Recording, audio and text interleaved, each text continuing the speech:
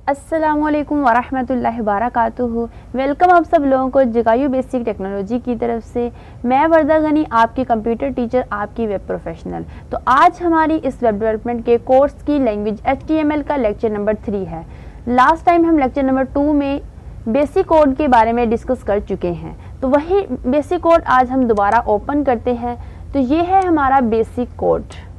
इसे हम नोटपैड पर ओपन करते हैं। यहाँ पर आकर हम इसे ओपन विद पर नोटपैड पर ओपन कर लिया। तो इस बेसिक कोड से हम अब आगे का आगाज करते हैं। आज के इस लेक्चर में हम टैग्स एंड एट्रीब्यूट्स के बारे में पढ़ेंगे कि टैग्स क्या हैं और एट्रीब्यूट्स क्या हैं। तो आइए देखते हैं कि टैग्स क्या है और एट्रीब्यूट्स क्या हैं। तो हम अपने बॉडी के सेक्शन के अंदर आते हैं। अंदर आकर हम एक लाइन लिखते हैं, welcome to my web page. हमने लिखा welcome to my web page. तो welcome to my web page, अब इसको सेव करते हैं और गूगल क्रोम पर आकर हम इसको दोबारा रिफ्रेश कर लेते हैं। तो हमारे पास ये लाइन आ गई, welcome to my web page. ये लाइन बहुत सिंपल है। हम चाहते हैं कि हम इसी लाइन को बोल्ड करें, यानी इसको थोड़ा सा मोटा कर ले, या इसी लाइन के फ़ॉन्ट को चेंज करके इटैलिक कर ले, या इसी लाइन को अंडरलाइन कर दे, या इसी लाइन को स्ट्राइक कर दें, स्ट्रॉन्ग कर दें। हम इसके साथ बहुत सारी चेंजिंग कैसे करें, तो ये हमें अब देखने हैं टैग्स। तो आते हैं, हम इसी लाइन को दोबारा कॉपी कर लेते हैं ताकि हमें दोबारा लिखनी ना पड़े और हमारी वीडियो लेट ना हो। सो हम यहाँ पर आकर इसे पेस्ट कर देते हैं। अब तो हमने इसे पेस्ट कर लिया, लेकिन हम चाहते हैं कि पहले हमारी लाइन सिंपल लिखी हुई है, लेकिन ये वाली जो नीचे वाली लाइन है ये बोल्ड हो जाए। इसके लिए हमारे पास HTML में एक टैग है जो कि B के नाम से जाना जाता है। इसे हमने लाइन के स्टार्टिंग में ओपन करना है और लाइन के एंड में हमने इसी टैग को क्लोज कर देना है। पहले भी मैं आपको बता चुकी हूँ कि किसी भी टैग को क्लोज करने के लिए हम इस स्लैश का यूज़ करते हैं। तो हमने इस लाइन के एंड स्टार्टिंग में B का टैग ओपन किया और एंड में क्लोज कर दिया। तो अब इसे सेव करते हैं। सेव करके देखते हैं कि हमारी ये लाइन बोल्ड होती है कि नहीं। यहाँ पर आकर रिफ्रेश किया तो देखेंगे आपके पहली लाइन हमारी सिंपल थी, दूसरी लाइन को हमने ऑर्डर किया कि बोल्ड चाहिए तो वो बोल्ड हो गई। अब हम आते हैं, इसे एक और चेंजिंग करते हैं। इसी लाइन को अब दोबारा नीचे पेस्ट कर लेते हैं और अब हम चाहते हैं कि हमारी इसी लाइन का फ़ॉन्ट चेंज हो जाए, यानी हम इसे एक फ़ॉन्ट चेंज करते हैं। जैसा कि हमारे पास एक है आई का टैग। HTML में एक आई का टैग है जो कि इटैलिक को ज़ाहिर करता है, यानी हमने इसे कहा कि हमारी इसी लाइन का फ़ॉन्ट इटैलिक हो जाए। तो इसे सेव करते हैं और गूगल क्रोम पर आकर व्यू देखते हैं। तो ये देखें आपके पास ये थोड़ा सा टेढ़ा हो गया, यानी ये इटैलिक स्टाइल आ गया फ़ॉन्ट का। पहली लाइन हमारे पास सिंपल है, दूसरी लाइन को हमने बोल्ड होने का ऑर्डर किया तो वो बोल्ड हो गई। अब तीसरी लाइन को हमने इटैलिक का कहा और इटैलिक हो गई। अब हम और टैग्स देखते हैं कि वो कौन से हैं। अब इसी लाइन को हम यहाँ पर आकर दोबारा पेस्ट कर लेते हैं। हमने इसी लाइन को पेस्ट कर लिया। अब हम कहते हैं कि यही लाइन हमारे पास अंडरलाइन हो जाए, तो इसके लिए यू का टैग इस्तेमाल किया जाता है। तो हम इसी यू के टैग को दोबारा क्लोज भी कर दें। तो सेव करते हैं, देखते हैं कि ये लाइन अंडरलाइन हुई कि नहीं। यहाँ पर आकर रिफ्रेश ज़रूर करना है। जैसे ही रिफ्रेश किया तो देखें हमारे पास जो फोर्थ लाइन है वो अंडरलाइन होकर आ गई, यानी पहली लाइन को हमने कहा कि वो सिंपल हो, दूसरी लाइन को हमने बोल्ड होने का हुक्म दिया और तीसरी लाइन को हमने इटैलिक और चौथी को हमने कहा कि वो अंडरलाइन हो जाए। अब हम देखते हैं कि ये हमारी सिंपल लाइन, अब देखेंगे कि फ़ॉन्ट यहाँ पर ख़त्म हो रहा है सबका ही, लेकिन हम चाहते हैं कि हमारी यही लाइन थोड़ी सी छोटी हो जाए। तो हम इसी लाइन को एक बार दोबारा यहाँ पर पेस्ट कर लेते हैं। हमने पेस्ट किया और इसके हम स्टार्टिंग में एक टैग लगाते हैं स्मॉल, यानी छोटी करनी है हमने लाइन, और इसी टैग को क्लोज भी कर दें एंड में आकर।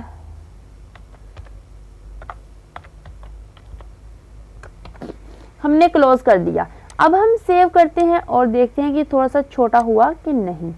यहाँ पर आकर एक बार दोबारा रिफ्रेश करते हैं तो आप देख सकते हैं कि ये देखें, ये जो पांचवी लाइन हमारे पास अपेयर हुई है ये थोड़ा सा इसका स्टाइल, यानी थोड़ा सा इसका ये लाइन जो छोटी है इन लाइन के बेनिस्बत। तो अब हम कहते हैं कि हमें ये लाइन थोड़ी सी बड़ी चाहिए, तो हम दोबारा नीचे आकर इसे पेस्ट कर लेते हैं और इसमें एक टैग यूज करते हैं बिग, और इसे क्लोज भी कर देते हैं। क्लोज कर दिया। अब हम इसे सेव करते हैं, सेव करके दोबारा रिफ्रेश करते हैं गूगल क्रोम पर और देखते हैं हमारी लाइन थोड़ी सी बड़ी हुई कि नहीं। तो आप देख सकते हैं कि ये हमारी लाइन थोड़ी सी बड़ी हो गई, यानी उन लाइनों की बनिस्बत थोड़ी सी बड़ी हो गई, पहले वाली लाइन थोड़ी सी छोटी हो गई। हमने ये टैग देखे हैं। अब हम और एक टैग है हमारे पास, जैसा कि हम चाहते हैं कि हमारा ये जो ये लफ्ज़ है इस लाइन के अंदर, welcome to my web page, इस लाइन के अंदर जो ये वाला लफ्ज़ है टू, ये हमारा ऐसे आए कि इसके दरमियान में लाइन लगी हो। इसके लिए हमारे पास एक टैग है डेल, डेल, और जिस लफ्ज़ को हमने दरमियान से कट करना है उसी लफ्ज़ के स्टार्टिंग में हमने डेल लिखना है टैग और एंड में क्लोज करना है। इसे सेव करते हैं और देखते हैं कि हमारे पास क्या व्यू आता है। तो हमने इसे देखें, हम चाहते थे कि हमारा ये जो लफ्ज़ लिखा हुआ है इसके दरमियान में लाइन आई, तो वही लाइन इसके दरमियान में आ गई। तो इसी डेल के लिए हमारे पास एक और टैग यूज होता है। यहाँ पर आकर हम एक टैग और भी लगा सकते हैं। इसी को कट करने के लिए दरमियान में हमारे पास टैग है स्ट्राइक, स्ट्राइक, ये भी यही काम से अंजाम देता है जो कि डेल देता है। तो स्ट्राइक, इसे सेव कर लेते हैं और अब देखते हैं कि हमारे पास ये दोबारा कट ही आएगा। तो देखिए हमारे पास दोबारा रिफ्रेश करके ये देखिए हमारे पास ये कट ही आया है। अब हमारे पास एक और टैग है जो कि है ब्रैकेट, यानी अब अगर हम गूगल क्रोम पर आकर इसका व्यू, जैसे ये जूम है ना हमारे पास, इसे हम कम करें जूम, तो आप देखेंगे कि हमारे पास जो लाइंस है यहाँ पर पैराग्राफ बन गया है, लेकिन हमने तो अपने कोड में इन लाइनों को पैरा की सूरत में लिखा ही नहीं, बल्कि हमने तो लाइन वाइज सूरत लिखा है, लेकिन हमारे पास गूगल क्रोम पर ये पैराग्राफ की सूरत में अपीयर हो रही हैं। इसके लिए हम एक टैग यूज करते हैं, यानी मैं चाहती हूँ कि मेरी ये जो लाइन पहले लिखी है दूसरी लाइन जो लिखी है इसके नीचे लिखी है। इसके लिए हम एक टैग यूज करते हैं, वो है BR, यानी ब्रैकेट, BR। तो अब हम इसे सेव करते हैं, देखते हैं कि हमारी लाइन नीचे गई। सेव किया और यहाँ पर आकर रिफ्रेश करते हैं। एक मिनट, वहाँ पर सही से सेव नहीं हुआ, मैं दोबारा सेव कर लेती हूँ। आपको यहाँ पर सेव करते हैं और यहाँ पर आकर रिफ्रेश करते हैं, तो आप देखेंगे कि हमारी पहली वाली लाइन ऊपर आएगी और नीचे, और दूसरी वाली लाइनें नीचे चली गई, क्योंकि हमने ब्रैकेट का टैग दिया था।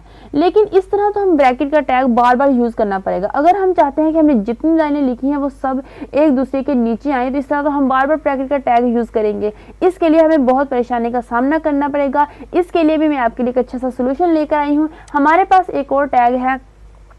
अगर हम अपने टेक्स्ट में बहुत सारी चेंजिंग करना चाहते हैं, हम चाहते हैं कि हम जिस तरह कोड में लिखें उसी तरह गूगल क्रोम पर अपीयर हो, हमें दोबारा उसके लिए कोई टैग वगैरह ना लगाने पड़े। इसके लिए आप किसी भी पैराग्राफ को लिखने से पहले, उसको शुरू करने से पहले आप एक टैग लगाएंगे जो कि प्री के नाम से है, और इसी टैग को उसी पैराग्राफ के एंड में आपने क्लोज भी ज़रूर करना है, प्री। मैंने इसे क्लोज कर दिया। जैसे ही मैंने इसे क्लोज किया, अब मैं सेव करती हूँ। अब आप देखेंगे कि हमारी हर लाइन एक लाइन दूसरी लाइन के नीचे होगी, जिस तरह हमने कोड में लिखी है। तो ये देखें, जिस तरह हमने कोड में लिखी है वैसे की वैसे लाइनें आ गई हैं।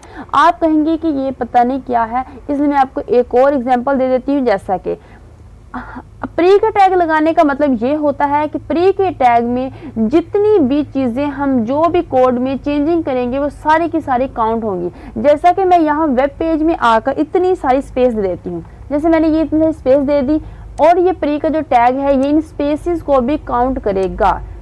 ये देखिए, ये देखिए, आप खुद देख सकते हैं कि ये स्पेसिस भी उसने काउंट की, उसने स्पेसिस को भी काउंट किया। लेकिन आप कहेंगे कि ये तो ऐसे भी स्पेसिस आ सकती थी। इसके लिए मैं आपको दोबारा समझा देती हूँ इसको टैग को ख़त्म करके कि ये स्पेसिस ऐसे काउंट नहीं होती, ये प्री के टैग से ही हर चीज़ काउंट होती है। तो अब इसे सेव कर लेती हूँ और यहाँ पर आकर रिफ्रेश कर लेती हूँ। आप देखेंगे कि ये स्पेसिस ख़त्म हो गई।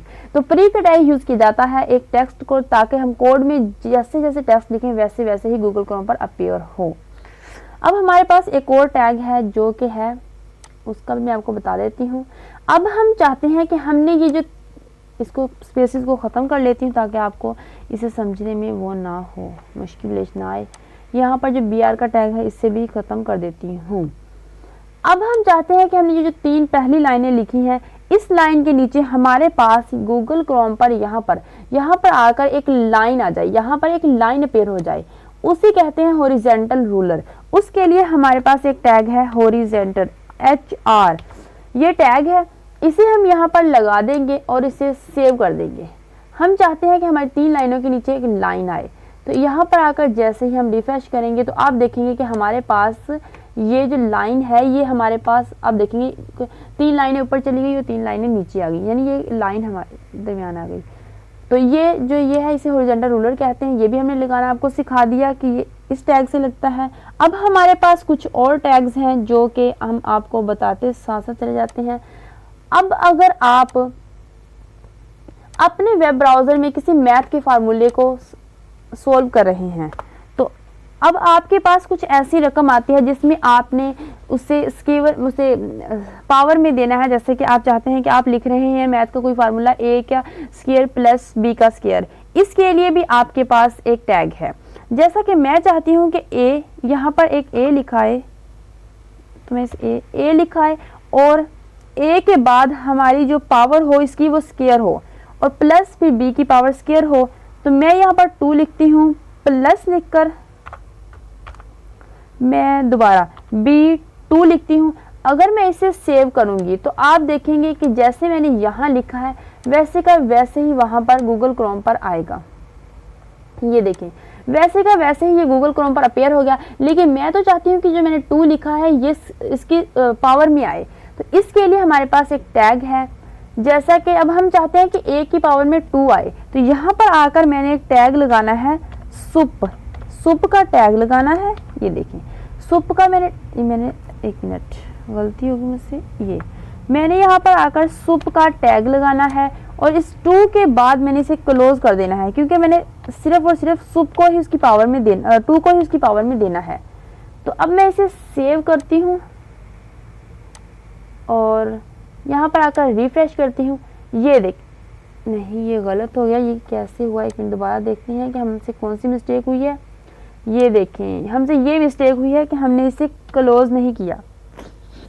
अब हम इसे दोबारा सेव करते हैं, हमसे मिस्टेक हो गई थी। तो हर इंसान से मिस्टेक हो जाती है, इसकी कोई टेंशन नहीं लेनी है आपने।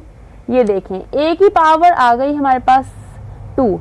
अब हम B की पावर को भी ऐसे ही लिख सकते हैं।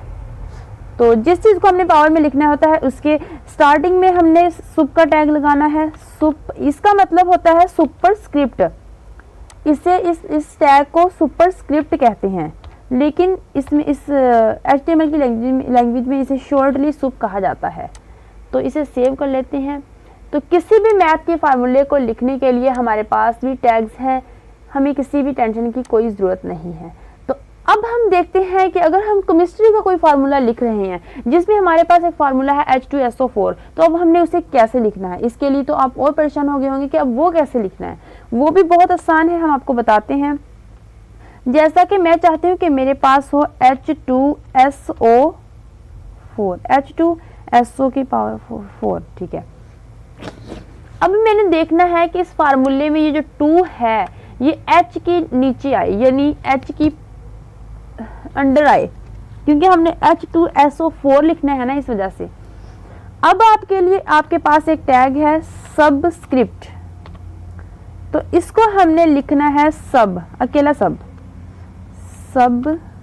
वैसे इसका मतलब है सबस्क्रिप्ट, और 2 के बाद हमने इसे क्लोज भी ज़रूर करना है, सबस्क्रिप्ट। हमने इसे क्लोज कर दिया। अब SO4 हम O की अंडर 4 देना चाहते हैं, तो यहाँ पर भी हम सबस्क्रिप्ट ज़रूर लगाएंगे और इसे क्लोज भी करेंगे। इसके बाद अब हमने इसे क्लोज कर दिया। अब सेव करके देखते हैं कि हमारा ये जो फार्मूला हमने लगाया है ये सही है कि नहीं। तो ये देखेंगे आपके पास केमिस्ट्री का फार्मूला आ गया। तो आपको टेंशन लेने की कोई ज़रूरत नहीं। आप अपने वेब पेज पर कोई भी टेक्स्ट, कोई भी पैराग्राफ किसी भी सूरत में लिख सकते हैं और कोई भी केमिस्ट्री का फार्मूला भी सॉल्व कर सकते हैं, कोई भी मैथ का क्वेश्चन भी सॉल्व कर सकते हैं। तो अब बात ये आती है कि अगर हम अपने वेब पेज पर कोई मजमून, कोई ऐसे या कोई स्टोरी लिख रहे हैं जिसमें बहुत सारी हेडिंग्स हैं, तो उन हेडिंग्स को हमने कैसे अरेंज करना है। तो अब हम ये बताते चले जाते हैं, आपको बताते हैं। अब इसे हम सबको, इस सारी चीज़ को हम डिलीट कर देते हैं क्योंकि हमने अब सीख लिया है, इसको जल कर दिया। अब हम देखते हैं कि हमारे पास कितनी हेडिंग्स हैं। हमारे पास HTML में 6 हेडिंग्स हैं। ये जो है welcome to my web page, मैं इससे अपनी हेडिंग 1 देना चाहती हूँ। तो मैं कहती हूँ कि ये मेरी है हेडिंग 1 और इसे मैं एंड में क्लोज भी ज़रूर करूँगी। इसमें स्लैश लगाई नहीं, ये क्लोज नहीं हुआ। अब हम इसे सेव करते हैं तो ये देखिए, ये हमारे पास हेडिंग की सूरत में आ जाएगी। तो अब मैं इसे रिफ्रेश करती हूँ, ये देखें welcome to my web page, ये हमारी हेडिंग 1 हो गई। अब इसी को हम एक बार दोबारा कॉपी कर लेते हैं, कॉपी करके पेस्ट कर लेते हैं ताकि हमारा टाइम ज़ाया ना हो। ओ माय गॉड, ने गलत कर लिया। एक बार दोबारा लिख लेते हैं। यहाँ पर आकर हम हेडिंग 1 लिख लेते हैं और इसे यहाँ पर आकर हम क्लोज भी ज़रूर कर देते हैं। स्लैश फिर मैं लगाना भूल गई। तो अब हम इसी को एक बार दोबारा कॉपी करके नीचे कॉपी करके यहाँ पर आकर पेस्ट कर लेते हैं और यहाँ पर हम हेडिंग 2 कर देते हैं। हमारे पास HTML में 6 हेडिंग्स हैं, यानी अगर हम कायदे आज़म के मजमून को लिख रहे हैं तो हम सबसे पहले लिखेंगे कायदे आज़म हेडिंग 1। फिर हम अब उसके अंदर ये बताना चाहते हैं कि उसकी पैदाइश के बारे में, तो हम इसे हेडिंग 2 में चेंज कर देंगे। तो अब हम इसे सेव करते हैं, देखते हैं कि हेडिंग 2 का क्या फ़र्क है हेडिंग 1 से। यहाँ पर आकर रिफ्रेश करते हैं तो आप देखेंगे कि हेडिंग 1 से हेडिंग 2 छोटी है। इसी तरह हेडिंग 3, हेडिंग 4, हेडिंग 6 उससे एक दूसरे से छोटी होती जाएंगी, लेकिन जो हेडिंग 6 है वो एक टेक्स्ट की सूरत में ही लिखी जाती है। ओहो, ये गलत मिस्टेक होगी हमसे। अब हम इसे दोबारा यहाँ पर आकर एक बार फिर पेस्ट कर लेते हैं और फिर पेस्ट कर लेते हैं। 6 की 6 हेडिंग में आपको बता देती हूँ साथ साथ, ताकि हमारा टाइम वेस्ट ना हो। ये देखें, तो इसको अब हम इसको, ये हेडिंग 2 थी, अब इसे हेडिंग 3 कर देते हैं। यहाँ पर 2, यहाँ पर 3, यहाँ पर 4 और यहाँ पर 5, यहाँ पर 6। आप देखेंगे कि जो हमारी हेडिंग 6 होगी वो टेक्स्ट की जितनी ही होगी, यानी उसका जो लिखा जाएगा टेक्स्ट, वो टेक्स्ट की जितना, उसकी साइज होगा टेक्स्ट जितना ही होगा। तो अब हम इसे सेव कर लेते हैं तो देखेंगे कि आप हेडिंग 1 बड़ी, हेडिंग 2 उससे छोटी और हेडिंग 3 उससे छोटी, इस तरह होती जाएंगी। ये देखें, आप लास्ट में देखेंगे जो हेडिंग 6 है वो एक टेक्स्ट की सूरत में ही लिखी गई है, यानी उसका साइज एक टेक्स्ट जैसे लिखा जाता है उसकी तरह ही है। आज के हमने अपने इस लेक्चर में कितने सारे टैग्स पढ़े हैं। एक टैग पढ़ा है bold, italic, underline, strike, small, big, bracket का टैग, फिर प्री का टैग, फिर हमने हॉरिजॉन्टल रूलर लगाया। उसके बाद हमने केमिस्ट्री का फार्मूला कैसे लिखना है वो देखा, फिर हमने मैथ का फार्मूला कैसे करना है वो देखा, फिर उसके बाद हमने ये देखा कि कितनी हेडिंग्स हैं। तो अब जो लास्ट काम हमारा रह गया है वो है एक छोटा सा काम, जो कि मैं आपको वो भी बताती चली जाती हूँ इस लेक्चर में। साथ ही यहाँ पर आकर हम इस सब को डेल कर देते हैं, क्योंकि ये तो हमने सीख लिया है, डेल कर दिया। अब हमारे पास आती है बात एट्रीब्यूट की। तो जैसा कि मैं आपको बता चुकी हूँ कि इन ब्रैकेट्स के दरमियान में लिखी गई कोई भी लफ्ज़ या कोई भी वर्ड वो हमारा एट्रीब्यूट कहलाता है, लेकिन एट्रीब्यूट के टैग कहलाता है। सॉरी मैं भूल गई, हम इसे टैग कहते हैं। तो टैग के अंदर आकर हम एक स्टेटमेंट देंगे, उस स्टेटमेंट को एट्रीब्यूट कहते हैं। जैसा कि मैं बॉडी के अंदर आई, मैं बॉडी के अंदर आकर कहती हूँ कि मुझे एक बैकग्राउंड चाहिए, अपने पेज का मुझे बैकग्राउंड चाहिए। मैंने उन्हें कह दिया कि मुझे बैकग्राउंड चाहिए इज इक्वल टू, अब मैं उन्हें बताने लगी हूँ कि जो बैकग्राउंड मुझे चाहिए उसमें क्या चाहिए।